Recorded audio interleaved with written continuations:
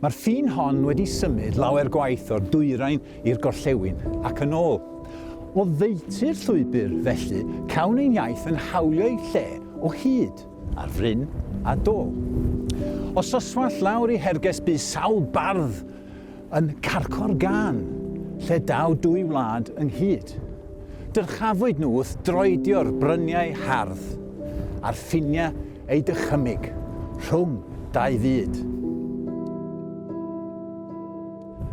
Ac heddiw, ar y clawdd cyn codi'r gwlith, cawn egni o'r arallfyd hwn o hyd, wrth rodio drwy weirgloddiau prin tu brith, neu syllyn syn, dan glogwyn pedraw'r byd.